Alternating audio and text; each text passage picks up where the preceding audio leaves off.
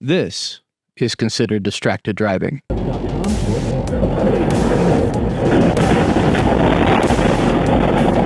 So is this. I have pulled someone over for failing to maintain their lane, and it was a female eating a bowl of cereal. Technically, anything that can hinder you while driving is considered distracted driving. But the one distraction that we tend to focus on the most is the distraction caused by these. It looks like he's texting. He's got it held directly in front of him, right in front of the steering wheel, and he's manipulating the screen with his right thumb. And you can tell that he's looking up, and then he looks down at the phone, and then he looks up, and he looks down at the phone. These little touch screens are an epidemic on our society. And just so you know, I'm not being hyperbolic with this. It's pretty bad. This graph shows us just how dangerous texting while driving is.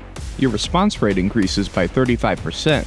That's actually worse than driving at the legal limit. So what can we do to stop this problem? Well, what about hands-free devices?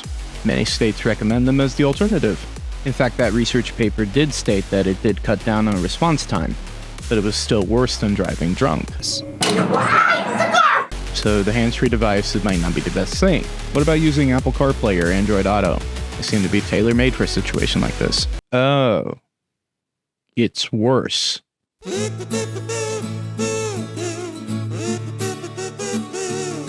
I didn't understand you. Please try again. Okay, why is it worse?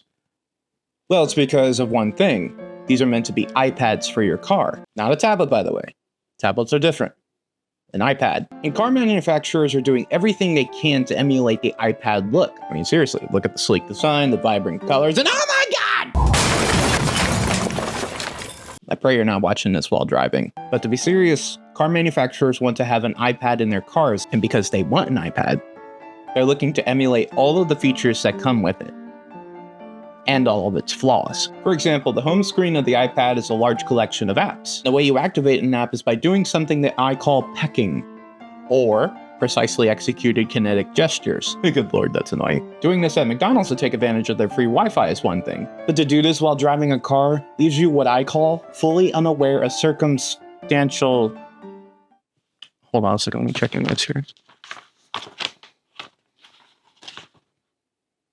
Fully unaware and circumstantial. And this is a PG show. We are not talking about that. It went right in the trash. So you have to hunt and peck in order to do anything with the touchscreen. And because you are trying to be as precise as possible, it will require your full attention because there is no way to know that you actually hit the tiny button they put in a weird spot. It's basically bringing the inherent issues with both a hands-free device and texting while driving and just putting them on a larger screen. So how can this be fixed? Well, the popular idea right now is to basically get rid of the touchscreen altogether and advocate for haptic buttons and dials, which is what we've always used. And I think that's a legitimate thing. Obviously, the buttons work.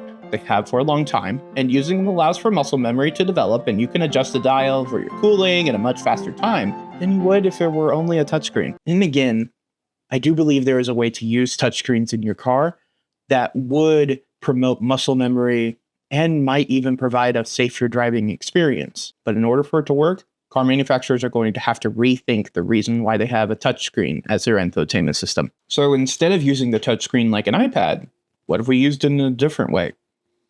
Think of another popular Apple product. Why not use the touchscreen like a trackpad? Seriously, think about it. Trackpad works because you are using broad tapping, swiping, pinching, doing gestures to manipulate the mouse and to do things with your MacBook Pro or Air. In fact, ask yourself this question: how often are you looking at the trackpad as you are making your adjustments? Something to think about. Now take the abilities and muscle memory that is developed with the trackpad and make them the key way to interact with the touchscreen in your car. Want to make a call? Tap and hold, then tap a number that correlates with your most recent caller or one of your 3 favorites, and swipe in any direction to end the call. I have a brief demo on screen that I made that hopefully helps show what I'm trying to talk about. I think something like this would drastically cut down the response time needed, maybe to where it's below the numbers for driving drunk. This would allow us to do things by muscle memory and without needing to look at the screen, so we can keep an eye on the road. In the end though, I do believe it would be way better if there were buttons for specific things like climate control, volume, and whatnot. Basically, you need to make a hybrid system that incorporates all 3 of those features: touch, buttons, voice. Then if you want to make larger adjustments, you'll have to pull over, park the car, and then you can use your phone to change things like navigation and settings. I will be honest, I don't know if this would actually work. I think it'd be cool to develop something, but I'm not a developer. So if there is somebody who is watching that is a developer and wants to see if this would actually work and maybe test out something, I hope that this gives you the inspiration to make it happen. Because, I mean, that would be really cool to actually see if that would help out. Because in the end, like, I do believe the touchscreens are a cool feature. It's just that they're being used poorly. And to be honest, I don't know if the car manufacturers themselves can actually fix this problem. Why am I saying that?